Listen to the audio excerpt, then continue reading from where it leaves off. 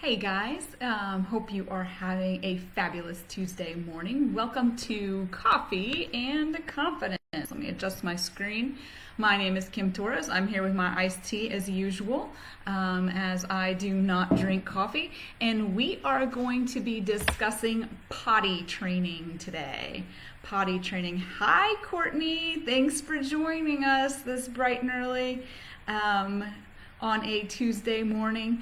So as we were contemplating content for our Coffee and Confidence session this week, we realized that a bunch of you parents are stuck at home with running out of things to do, and it might be a perfect time to start the dun dun dun dun task of potty training. And so while I am not a certified occupational therapist, nor am I claiming to be a potty training expert, I have done quite a bit of research on this topic and have lived through it to tell the story. So I thought I'd share some of the pointers and the tips that have been most helpful to me, my fellow friends in the DS community, and parents that we serve. Hey Jennifer, thanks for joining in. Okay, so I came up with 6 very simple, quick tips that I would like to share today. The first one, and the most important one that I can tell any of you right now about potty training, is do not believe the myth that children with Down syndrome cannot potty train until they're 7, 8, 9, 10 years old. That is 100% incorrect myth. My son was pretty much potty trained at 4.5. And if there's any tip that you can take back from this Coffee and Confidence session today, is it can be done. And my son's not an unusual kid. I have plenty of mom friends in this world that have potty trained their kiddos at what is considered a typical age to potty train. So do not let any doctor or specialist tell you it's a waste of your time at younger ages. They can and they will potty train, just like they can and will learn anything if taught. Tip number 2. My second suggestion, thanks for the heart, I love it. My second suggestion would be to expect that potty training happens before kindergarten. This comes from my background as a teacher and as a special education advocate. When it comes time to write those IEPs, if you walk into your meeting and you are looking for inclusion, you are wanting your kiddo included in the general ed classroom, there are 2 things that always kind of make a school go when they think about inclusion. The first one is behavior. If behavior is so bad that it's going to your kiddo's just going to be all over the place in the general ed classroom, that makes them tense up. The second one is potty training, because the general ed teacher is not trained or qualified or has the time to help with potty training. And so if there's anything that I could really encourage you to do, it's to work on that potty training before kindergarten.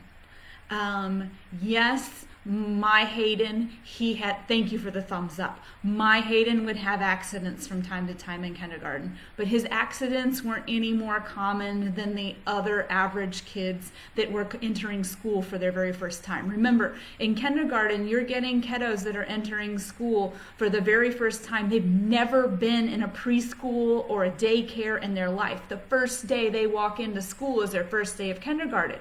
So our kids actually are an advantage in kindergarten. They've been to PPCD, they've been to therapy, they've been to preschools.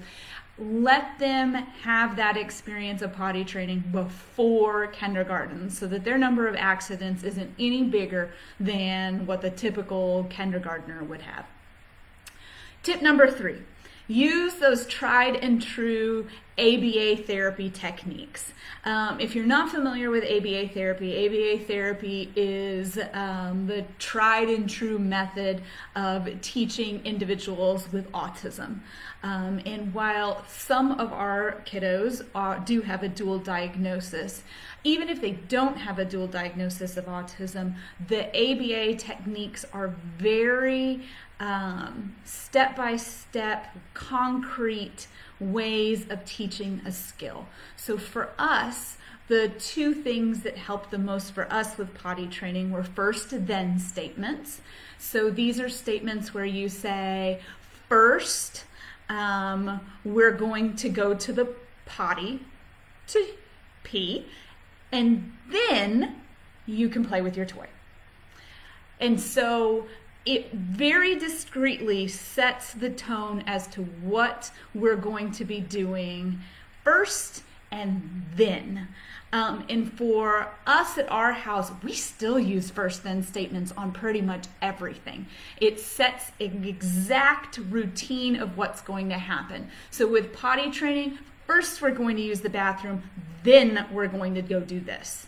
And I would even be more specific and say, first we're going to, whatever word you want to use, pee on the potty, then we're going to do this, do whatever activity the preferred activity is, so that they know that you're just not going to sit on the potty, you are actually going to do some business on that potty. The second one is rewards. I can still remember we lived in North Carolina when we were potty training. We had one guest bathroom at on the bottom floor of our, what would you call it, like a townhome? And there were signs all over it, like congratulating Hayden about using the potty. And there was even a Tupperware tub of M&Ms that sat on the top of the toilet, so that after he used the potty in any way, shape, or form, he got an M&M.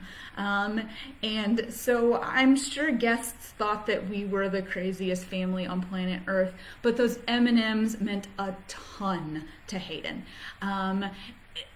It may not be M&Ms with your kid, but ABA therapy techniques always embed those rewards into the system, so that using the potty becomes this fabulous, over-the-top cheerleader moment where there are signs and streamers in your bathroom and chocolate candy or toys to get at the end.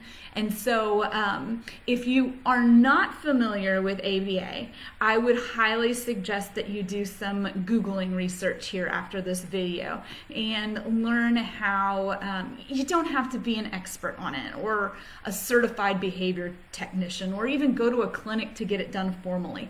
It's just the fact of following first then statements, rewarding people, and being very discreet and defined in the steps of learning. Okay, so my fourth tip is to expect your daycares and your preschools to follow your techniques. Whatever it is that works for your kid, draw a line in the sand. If your kiddo is going to preschool or daycare or grandma's house, everybody has to follow your techniques to the T 100% of the time. And that is so we can get back to number 2, like we talked about, that expect potty training to happen by kindergarten.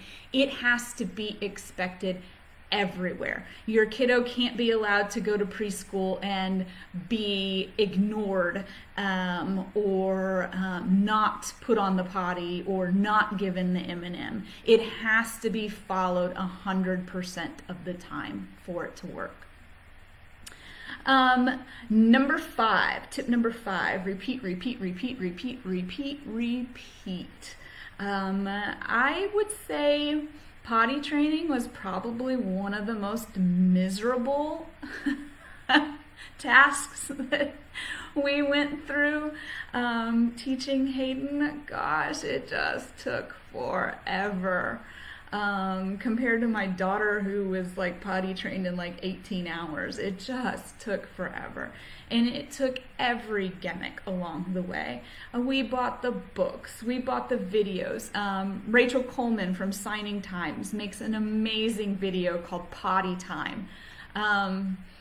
If someone would start singing it right now, I'd probably still remember the words.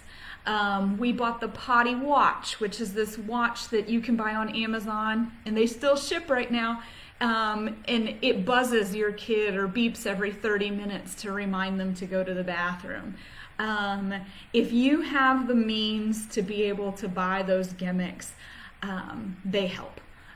They help embed that process of using the potty is instrumental to your kid.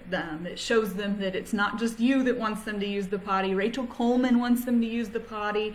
Elmo wants them to use the potty. Everybody really, really, really wants them to use the potty. The other thing, a little side note here, I just was thinking is it was always me teaching potty training. And one day I told my husband, it's your turn. And that was huge. The fact that, oh my gosh, dad's gonna teach too? So even those little simple things that you overlook in your life can be helpful in encouraging our kiddos to want to use the potty. Sixth tip is potty timing. This is by far the best technique we used, and it's just every 30, 45, 60 minutes, whatever it is in your kid's life, they have to go to the bathroom.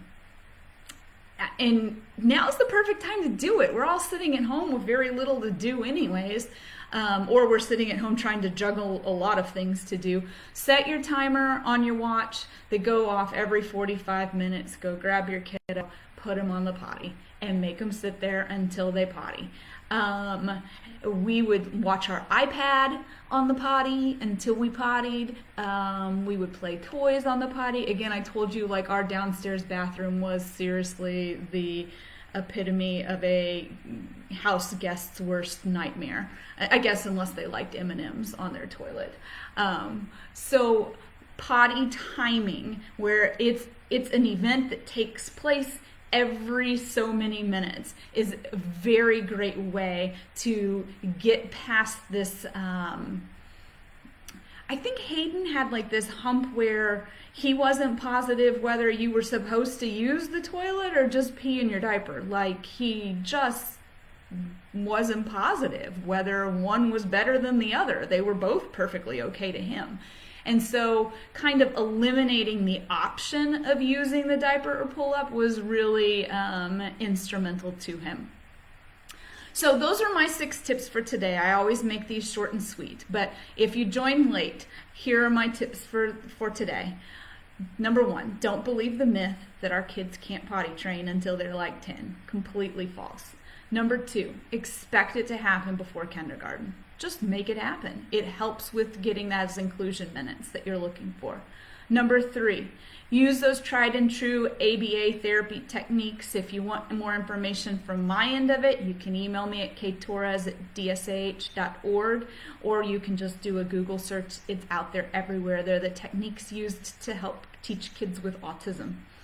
Number 4, expect your daycare, your preschool, your grandma, your next door neighbor, anybody that's going to take care of your kiddos to follow the routine that you have set.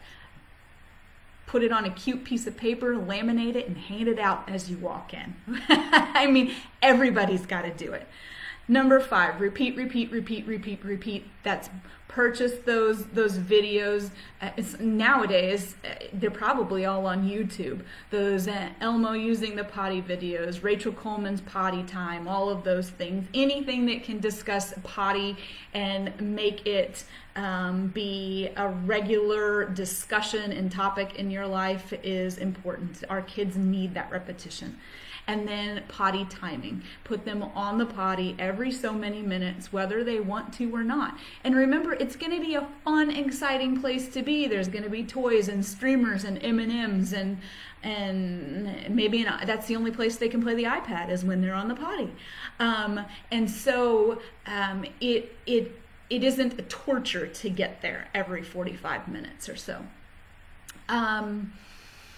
So those are my quick tips for today. If you need anything else, or you want me to connect you with somebody that an OT that might be a specialist in this topic, again, reach out to me at ktorres@dsh.org. You can do it. Ashley, Allie, Aaron, and Joni, Jennifer, Courtney, all of you can potty train your kiddos, and you can do it before kindergarten. And it is so beautiful when they just go on their own. And so, okay, till next time. I know it's so fun. Till next time, we will, I hope you have a wonderful day. Smile a lot. It's kind of hard these days not being able to get out and see people. So I send in my love to you, and we will see you later this week. Bye, guys.